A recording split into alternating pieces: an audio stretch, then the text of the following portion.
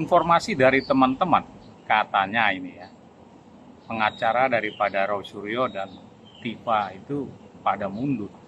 Kok bisa ya? Kami juga berpikir ada apa ini?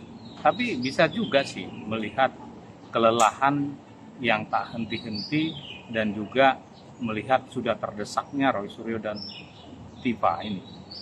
Karena bukti-bukti yang mereka katakan ada banyak valid, ternyata sampai sekarang tidak jelas bukti-bukti tersebut.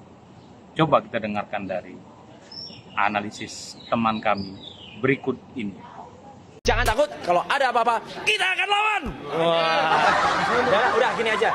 Saya sebenarnya nggak perlu banyak komentar. Saya datang untuk sekali lagi mensupport sahabat saya yang luar biasa kita dengar. Dan saya setuju tadi penegasannya bahwa kenapa kemarin Dr. Tifa tidak kelihatan di ruang sidang. Beliau ada, saya tahu ada. Tapi selamat datang di Narasi. Guys, Prapid daripada Roy Suryo begitu banyak. Prapid. Rekannya mengikuti Dr. Tifa. Prapid. Waduh, akhirnya Tifa mengikuti jejak daripada Roy Suryo untuk mengajukan pra-peradilan.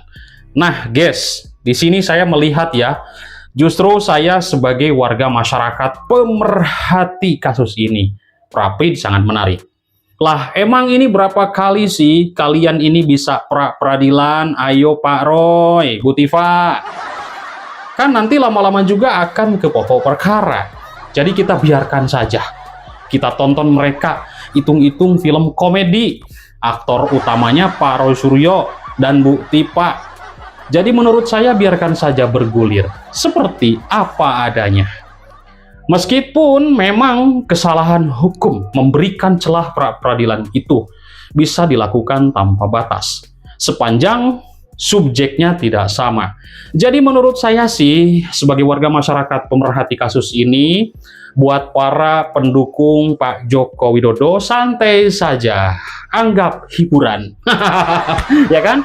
Biarin saja mereka. Emang bisa beberapa kali gitu ngajuin Prapid sampai 1 juta kali, ya kan? Bisa 100 kali mungkin, ya silahkan.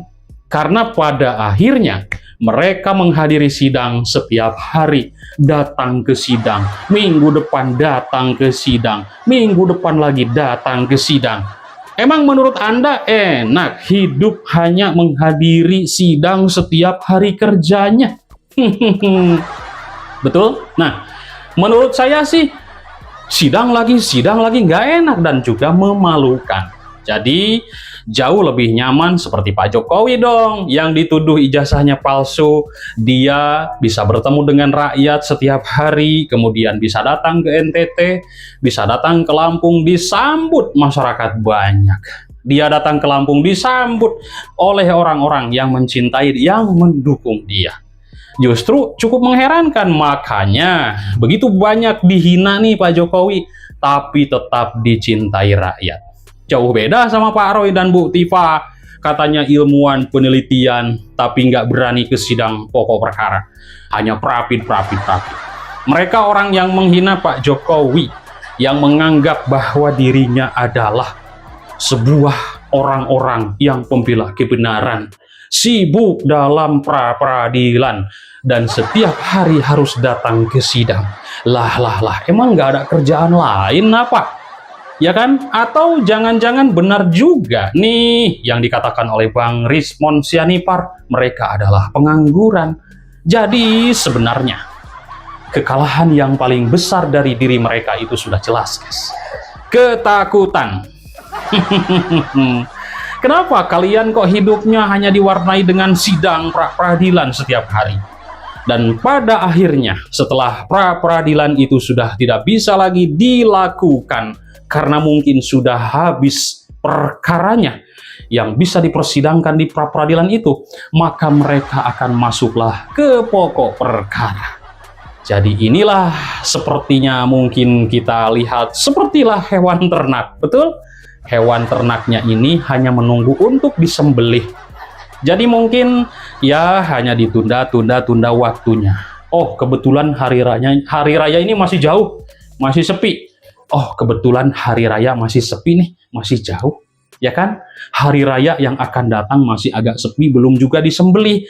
Tapi pada akhirnya hewan ternak itu akan disembelih. Jadi kepada Pak Roy dan Bu Tifa dan tim, selamat menikmati pra-peradilan. Emang nggak jenuh kalian, para pengacara dari Pak Roy? Mengajukan pra-peradilan itu lumayan berat loh, ya kan? Emang nggak jenuh? Nggak ada hiburan gitu? Ngantar pra-prapid lagi, minggu depan ngantar lagi daftar prapid lagi. Emang nggak mau selesai kasus ini? Ya kan, ke inti pokok perkara. Jadi nanti ketahuan siapa yang salah, siapa yang benar. Tidak akan tertukar antara kebenaran dan kebatilan. Kan begitu nanti dibuka di persidangan. Mas Roy, Bu Tifa masuk ke pokok perkara. Oke, di situ datanglah Pak Jokowi. Oke, disitulah adu bukti perang di pokok perkara. Kan ketahuan siapa yang benar, siapa yang salah. Lah ini kok malah prapid berkali-kali. Kan begitu. Jadi masyarakat ini sudah tidak percaya terhadap sebuah penelitian Mas Roy Suryo dan juga Bu Tifa. Ya, saya sering membaca komentar publik yang sangat tidak percaya kepada Anda ini yang mengaku seorang ilmuwan dan dokter. Ya begitulah, karena memang tidak ada pembuktian sama sekali sampai saat ini. Betul nggak? Betul dong. Oke guys, kita simak video ini guys. Kita santai aja guys, ngobrol-ngobrol ya guys ya. Parah memang ini kasus ya. Ya, terima kasih kawan-kawan media sekalian mewakili seluruh masyarakat Indonesia. Pada hari ini kami sudah mengikuti persidangan untuk pra-peradilan itu dengan acara tadi adalah mendengarkan jawaban dari ahli dari pihak JPU ya. Nah, saya sudah mempersiapkan berkas yang mungkin ini belum diketahui oleh seluruh masyarakat Indonesia, yaitu terkait amar putusan. Jadi berkali-kali kami sampaikan di sini bahwa apa yang saya dan para advokat saya TPDT ini perjuangkan di pra-peradilan itu adalah tegaknya hukum. Ya, karena apa yang dilakukan oleh JPU dengan amar putusan yang sudah jelas ditetapkan, ya, bahwa dakwaan saya ini batal demi hukum, tetapi ternyata JPU terus melanjutkan dengan sidang pokok perkara, di mana itu jelas mengabaikan dari hukum yang sudah ditegakkan pada sidang saya terkait dengan perlawanan atau eksepsi saya, ya. Nah, karena itu maka saya bacakan, ya, dari amar putusan setebal 127 halaman ini ada 2 halaman yang paling penting untuk kita ketahui bersama, dan itu yang kita perjuangkan, ya. Jadi ada 127 nih amar putusannya. Ini halaman 126 ini yang sangat penting, yang tadi diperdebatkan, dan mudah-mudahan masyarakat Indonesia juga menyimak dengan baik ya, sehingga ini kita sama-sama belajar ya. Jadi sebelum ada halaman terakhir mengadili ya, maka ada pertimbangan. Yang paling penting adalah menimbang bahwa berdasarkan pertimbangan tersebut di atas, perlawanan tim advokat terdakwa atau saya mengenai surat dakwaan batal demi hukum beralasan hukum dikabulkan ya. Kemudian menimbang bahwa oleh karena perlawanan tim advokat terdakwa bahwa surat dakwaan penuntut umum batal demi hukum dikabulkan, oleh karena itu materi perlawanan yang lain tidak perlu dipertimbangkan lagi ya. Kemudian menimbang bahwa oleh karena perlawanan tim advokat terdakwa diterima, maka pemeriksaan perkara ini tidak dapat dilanjutkan. Kemudian menimbang bahwa karena perkara tidak dapat dilanjutkan, maka berkas perkara atas nama terdakwa Tifauziah Tiasuma beserta seluruh barang bukti harus dikembalikan kepada penuntut umum. Itulah artinya null and void, ya. Perkara ini dianggap tidak ada, sudah hangus, sudah hancur, sudah ibarat kata bangunan sudah rata dengan tanah, ya. Ya. Maka kemudian memperhatikan sebelum mengadili ya, memperhatikan pasal 75 ayat 2 huruf B, ayat 3 dan pasal 206 ayat 1 Undang-Undang Nomor 20 tahun 2025 tentang Kitab Undang-Undang Hukum Acara Pidana atau KUHAP ya. Maka ya, ini keputusannya ya, mengadili, menyatakan perlawanan dari tim advokat terdakwa dakwaan batal demi hukum diterima.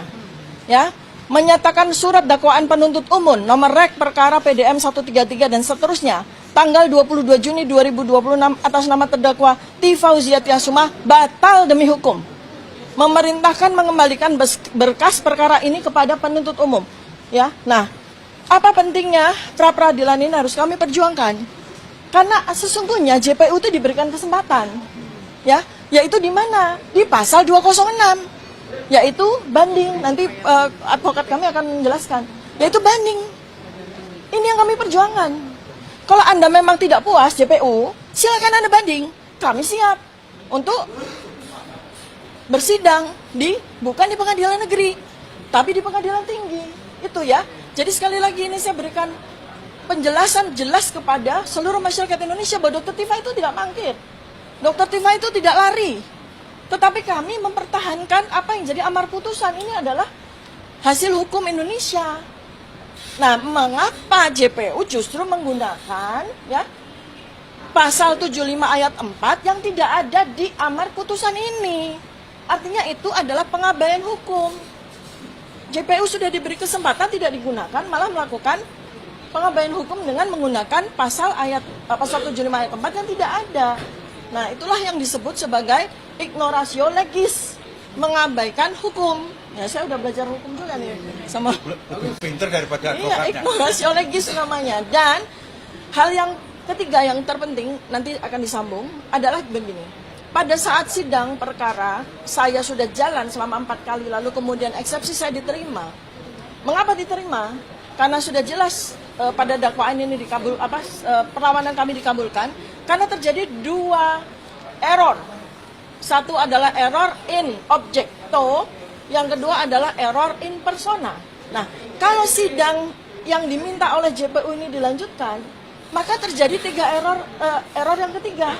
Yaitu apa? Error in prosedur. Jadi kalau sidang saya ini dipaksakan untuk jalan, ya, maka terjadi 3 error. Apakah kita membiarkan? Apakah kita membiarkan kesalahan demi kesalahan itu terjadi? Maka karena itu kami berjuang pra peradilan ini.